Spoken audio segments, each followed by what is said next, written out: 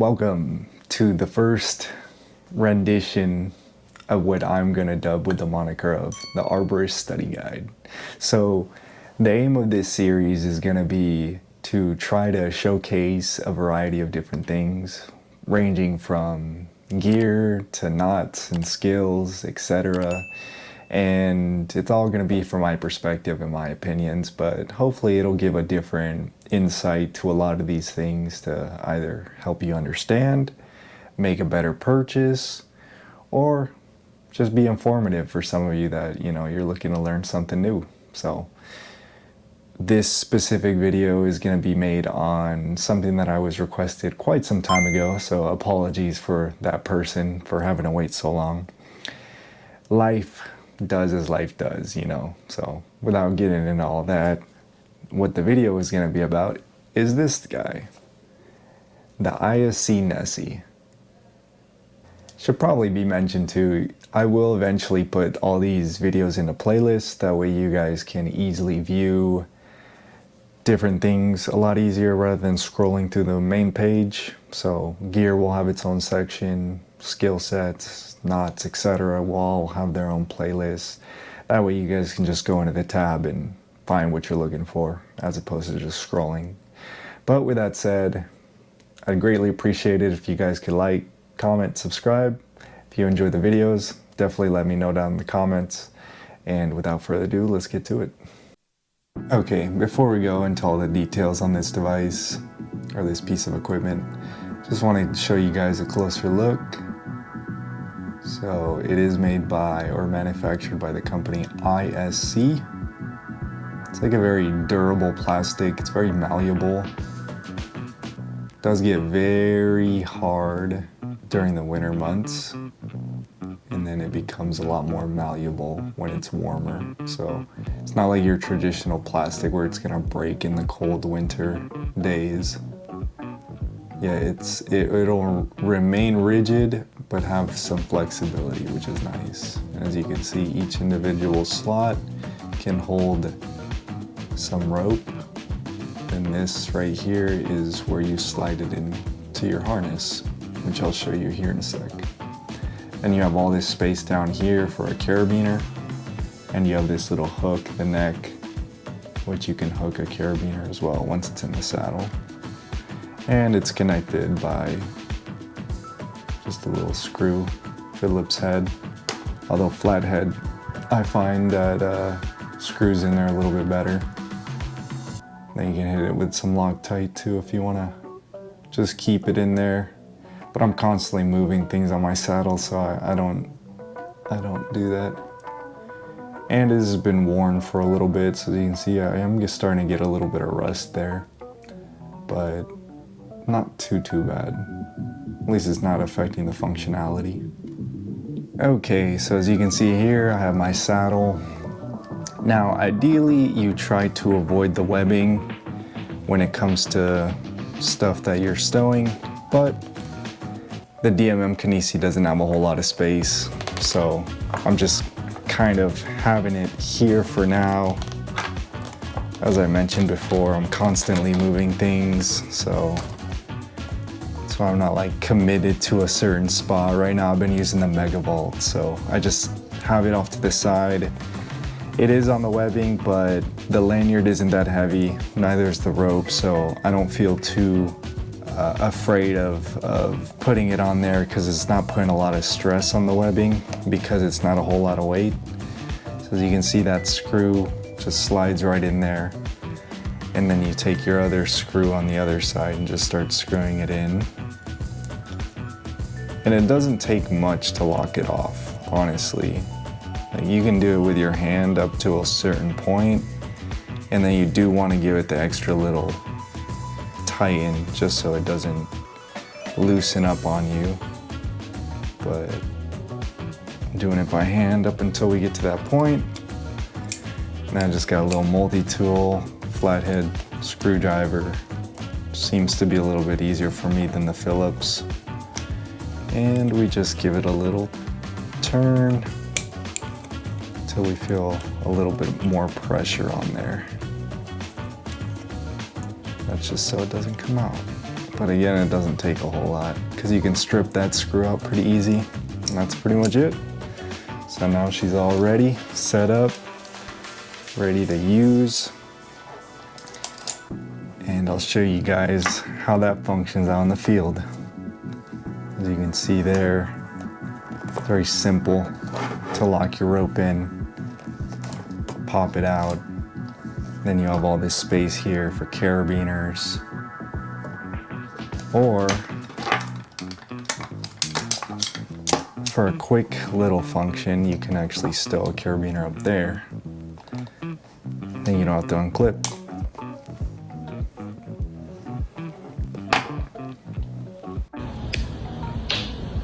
We're in the shop modifying Alex's setup here, and there's a couple of things that you wanted to change. What was one of the things you wanted to change? Sure, so obviously I'm rocking the Nessie here, great tool, but an issue as this top part has been sticking into me as I've been riding it. Alright, so not sure if you guys caught on, but shown in the video here, the inventor of this little gadget actually came out, said that you can actually modify it.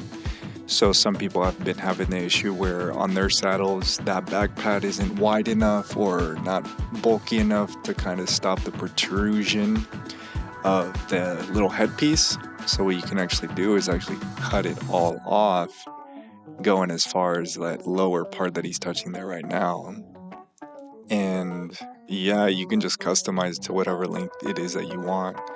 Now you lose the functionality of that top piece, but for some saddles that you might end up getting poked in the back by this thing, you can actually prevent some of that. So you can see there, they kind of fixed it, made it a little bit better, at least for that style of saddle. Me personally, in this configuration, I haven't had an issue with it poking me, but could happen to you. So there you go.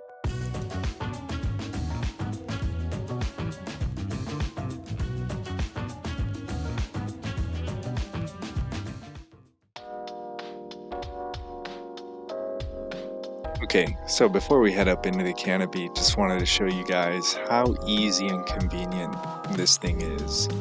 You can stow it with one hand. It's very simple. There's a lot of variability with how you can use it and stow your lanyard or even other devices, carabiners, whatever it might be. Like I even have my extended bridge hooked up to this thing, and it just helps keep everything above my knee. Which, if you don't know or haven't been climbing or have never climbed, to try and not trip over your lanyard, because it is a lot of rope management, keeping that lanyard above your knees helps not to trip over it as you traverse through a tree. So whether you're doing a removal or especially when pruning, you want to make sure that when you're taking a step, you're not stepping into your lanyard. You know, with the spikes, if you're doing a removal or just tripping over on a long limb walk, you're going to lose your balance. So you can see, to adjust it's very simple. Everything's very fluid, and it just helps keep everything nice, neat, and organized. And when you need slack, you can pull it out just as easy as it is to stow. The one advantage that I've found that makes this better than most options on the market is the fact that you're not limited to a certain size lanyard within a reasonable amount, right? So I can have a little bit of a longer lanyard and still be able to adjust it however I need to for my height, as opposed to something like a K1 keeper where there's only a certain amount of range where it'll adjust, and then after that you're kind of screwed. But those things are very limited on how you adjust your lanyard, whereas this, because of all the slots, you can have a little bit of a bigger lanyard and therefore adjust it a lot better than you would with other options on the market.